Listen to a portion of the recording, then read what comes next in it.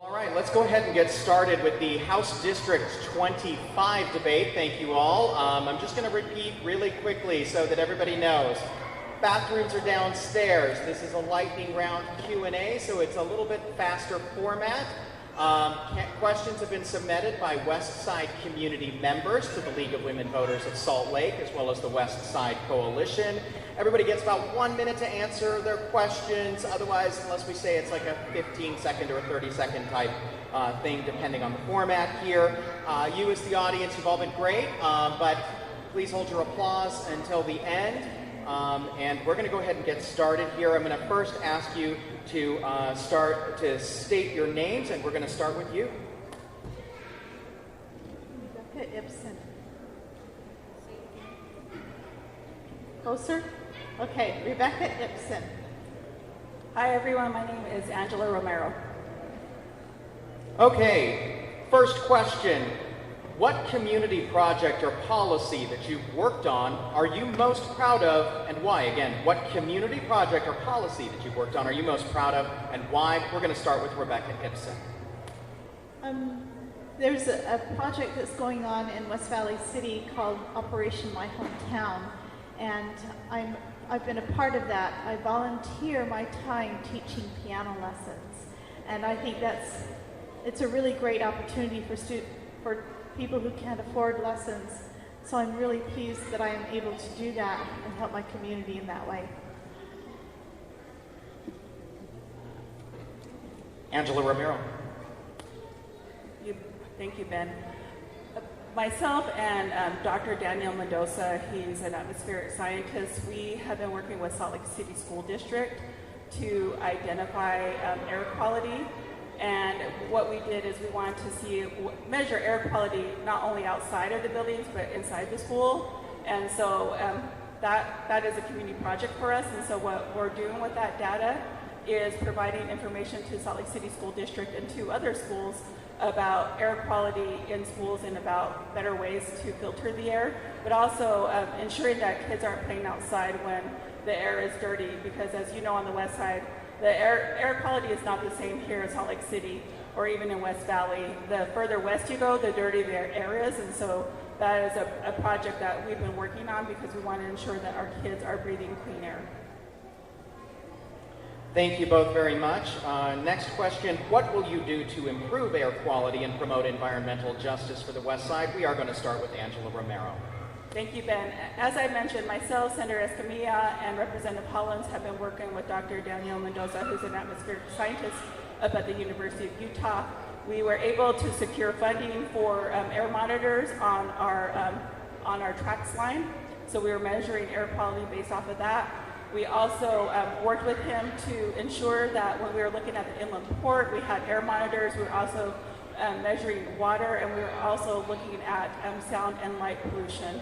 And so these are some of the projects we've been working on, as well as we helped Steve Candy get some electric buses and some air monitors on those electric buses, because those air monitors are going to help us identify what pollutants are out there and ways to tackle air quality here on the west side, because as I mentioned, the air we breathe is dirtier than the other parts of the city, and with the inland port coming around, I have really big concerns.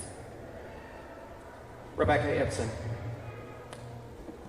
This is something I really haven't thought about a lot, but I'm willing to do research and look at what some of the options might be to work with my fellow legislators and see what can be done, and also with the community leaders to try to find the best options of things that can be done to help protect our air quality and our environment.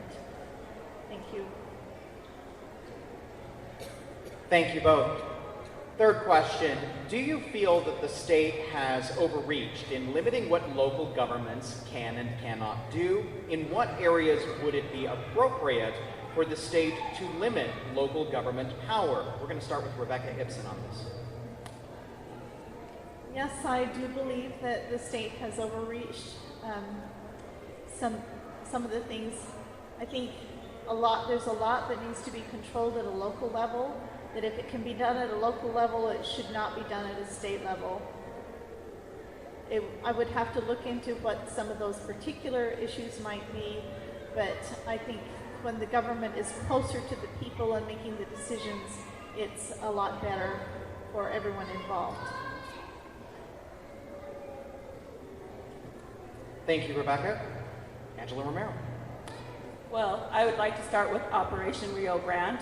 Myself, Senator Escamilla, and Representative Hollins, you'll see a theme here. We were one of the very few that stood up against Operation Rio Grande, and our city council was forced to, and our mayor were forced to do things when it came to addressing Operation Rio Grande. We're seeing that right now when you walk the parkway and you see so many people who are experiencing homelessness, and you see people who are living in trailers in our neighborhood.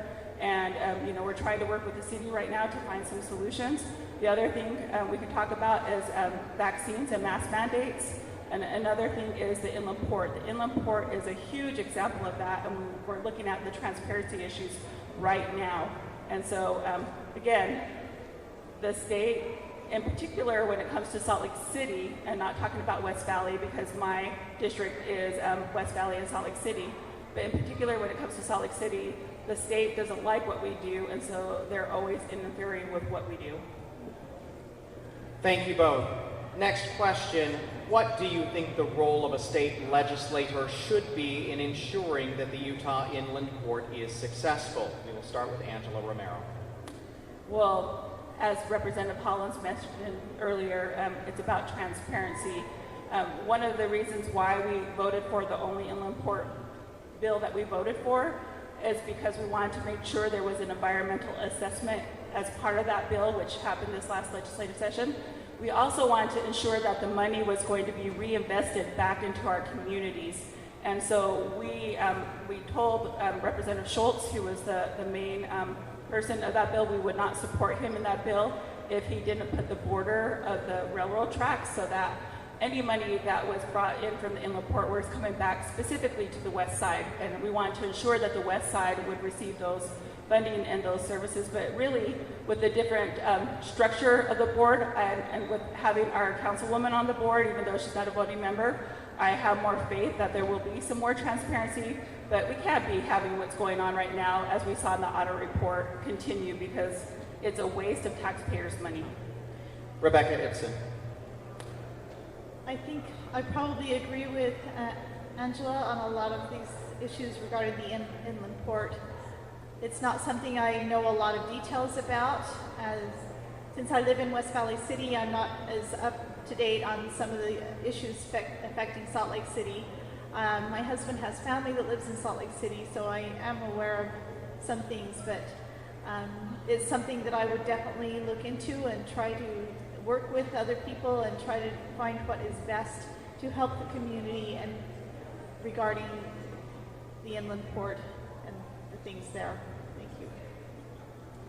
Thank you both. You've arrived to the final question here, where you're asked to share a quote that reflects your beliefs, your values, or your priorities, or if you don't have a quote off the top of your head, someone who inspires you, maybe inspired you to get into public service. This is about 15 seconds. Rebecca Ibsen. There's a quote that I've heard that I really like from Thomas Jefferson, which states that government which is best governs least. So I think we need to reduce government size and keep things on a local level. Angela Romero. I have one word, two words, Archie Archuleta. And he mentored me. He's a Westsider, but this is a quote: if they don't give you a seat at the table, bring a folding chair. And that's what I do all the time at the Capitol.